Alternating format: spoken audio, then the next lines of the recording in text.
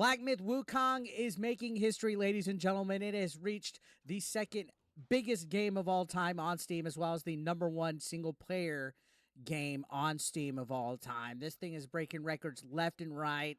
I checked it out. I played it. I had a lot of fun. I suck at the game, but hey, it's awesome to see karma collect when it comes to all these wokies that were trying to cancel the game, such as Rebecca Valentine, who wrote this infamous article. Like, this kicked it all off. We have to thank Rebecca Valentine immensely for putting a game like Black Myth Wukong on the map. If it wasn't for her, I don't think it would have gained this much traction. I think it would just be another average so-so game. But what's funny is when people try to do these woke boycotts, they often fail. Look at Hogwarts Legacy.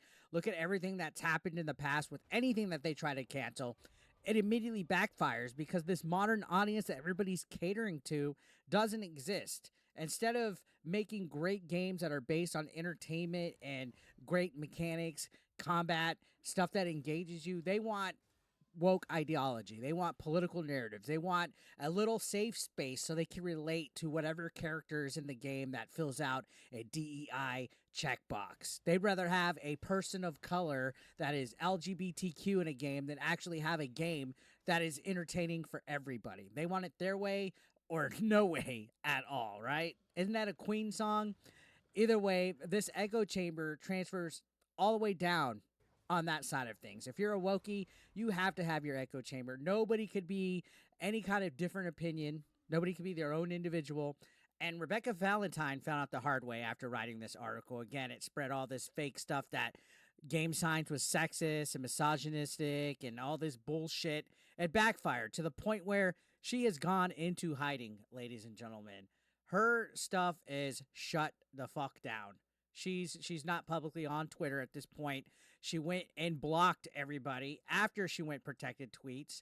Anybody that's been critical about her is now officially blocked, and she's melting down. In fact, I would dare say she's coping, and she's even doubling down in ResetEra. So if you guys know what ResetEra, it's a gaming form that is full of all these woke snowflakes that are all pissed off that Black Myth Wukong is even reaching over 2 million players. They think that it's sad that this world is full of hate that is celebrating a game like Black Myth Wukong because it's not woke enough. Meanwhile, their game that just came out, Dustborn, didn't even have 100 players on launch date, and they are seething about that. They're pissed off. I literally saw an individual by the name of Airbagged raging on his live stream on Fortnite because he was all like, oh, fuck them. I'll be number 75. I'll buy the game. Fuck Grums and fuck these guys and fuck everybody hating on Dustborn. Blah, blah, blah, blah. Like, cope. Cope, you unhinged lunatic. Now, continuing on, remember the alleged extortion scheme from Sweet Baby Inc. They tried to hold them up for $7 million, according to this rumor. Game Science told them no. That's why we're having all these hit pieces. That's why we're having all these wokies like Rebecca Valentine writing hit pieces on this game, trying to cancel it. And it failed. It failed again. It is climbing the charts on Steam. Congrats to Game Science, right? I'm not over here saying yay communism, but yay standing up against progressive bullshit, DEI, that's infecting all of our media. So, yeah, honestly, to see Rebecca Valentine in a panic feels great. In fact, she's on ResetEra, which I mentioned. But, yeah, you could just see she left Twitter. She locked her profile. Instead of apologizing, instead of saying, hey, I'm sorry, I retract my statements, there was a lot of mistranslation in my article, I'll do better as a gaming journalist, she is too proud.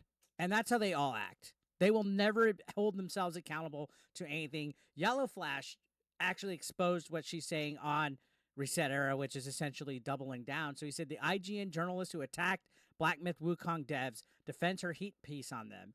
This is her account on ResetEra, right? So rather than admitting that she was pushing narratives, she's doubling, quadrupling down, guys. So here's her post, and forgive me, the screenshot is a little blurry, but you guys could go to ResetEra and see everything that she's posting.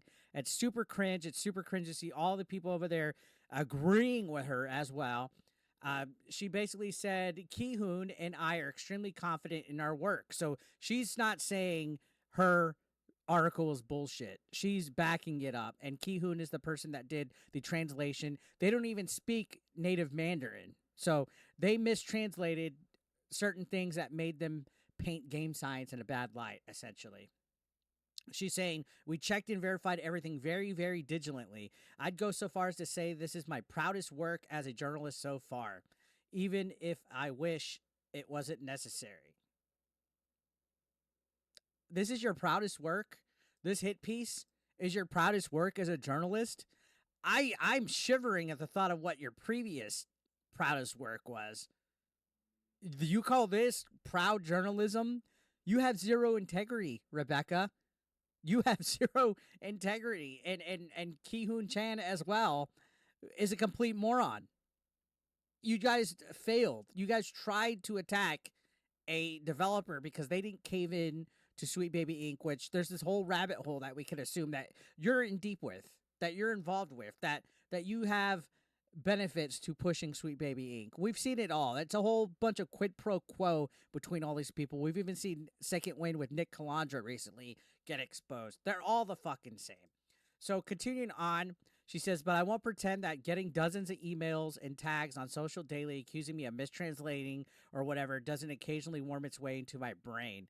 Oh, dozens. I'm so sorry that only dozens of hate bothers you so much.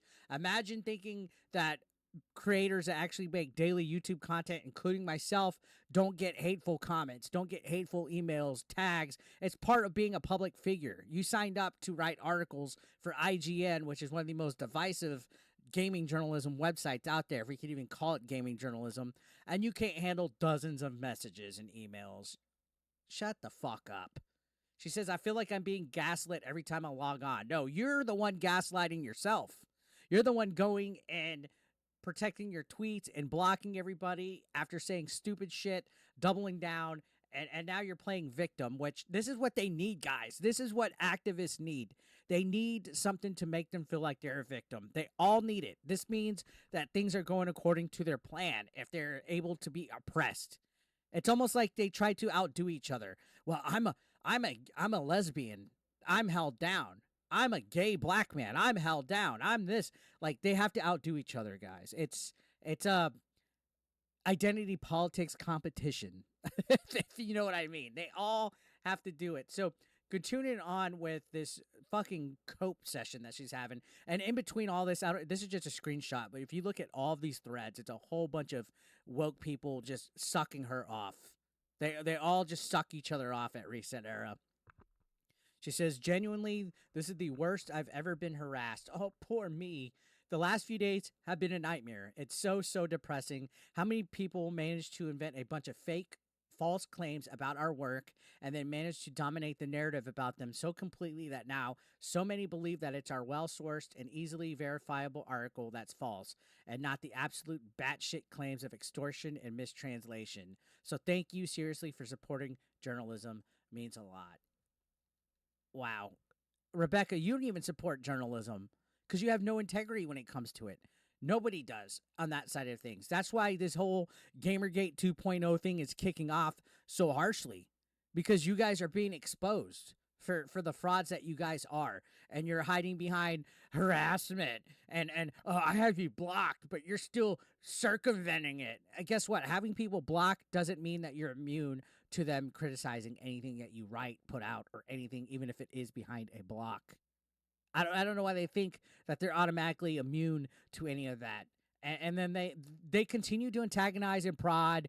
They make their tweets hating gamers. They make their bullshit articles hating gamers. And they wonder why they take so much heat.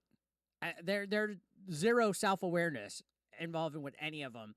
So she is essentially doubling down. She's not saying that she needs to retract anything on this article. She'd rather hide, leave this article up, and go sneak around and ResetEra. Fucking pathetic.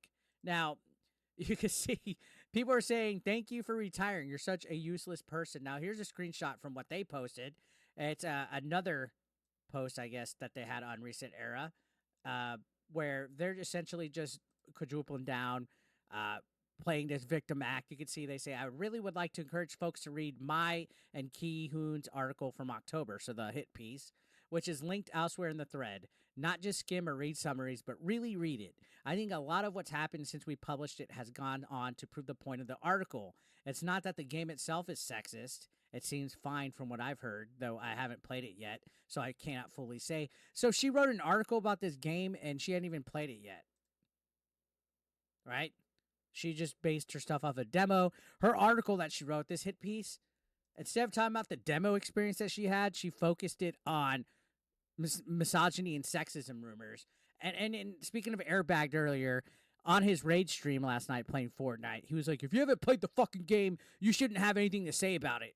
Okay, well then it takes two to tango, buddy, and what's good for me is good for thee, right? Rules for me and rules for thee.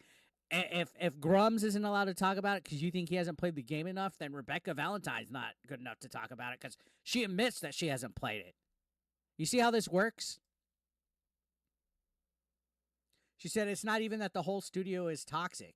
I have no idea. It's a deep dive into the toxic community that has sprung up around the game due to the ways its founders engaged online and how that community has spiraled out of control ever since. For all the weirdos online claiming our article was Google translated completely untrue or debunked what part of it wasn't true, everyone has really just gone on to prove over and over that Black Myth Wukong's online community is infested with sexism, and its developers at best don't care and at worst think that's great. So it's this whole, oh, now it's their community thing, attacking gamers. That's what these people do, guys. They attack gamers. They hate gamers. At this point, it doesn't even matter if you're straight or white. They just hate gamers in general, especially men. And they cope and seethe over anything that they don't agree with. That's why we're called grifters, because we're not in the echo chamber, guys. Imagine being this insufferable of a human being to where video games causes you to be this miserable, and you attack the gamers that want actual real entertainment. Like, she's literally attacking a whole community of gamers instead of actually writing about the fucking video game, which is what she should have did. She goes, anyways, sorry for the self-promotion. I just left Twitter and have been thinking about this a lot lately and wanted to say it somewhere. I've now also seen proof of these creator guidelines are real, and all I have to say about that is laugh out loud, LMAO. So I guess that was the creator guidelines where they said no talking about this, no feminism. I got to tell you guys, I've been part of ambassador and creator programs. When I get codes, sometimes they do tell you not to say certain things in your reviews. So whether that's true or not, I don't care. That's neither here nor there. The point is Rebecca Valentine is quadrupling down on her bullshit from her article. She's playing the victim from it. She hasn't learned anything at all from this. And we got to keep holding people's feet to the fire. We got to keep holding them accountable, guys, or else they're never going to learn. They're just going to go and double down, attack gaming communities, spew a whole bunch of bullshit and nonsense. And yeah, so Rebecca Valentine hiding on ResetEra. What do you guys think? Let me know. Subscribe if you're brand new.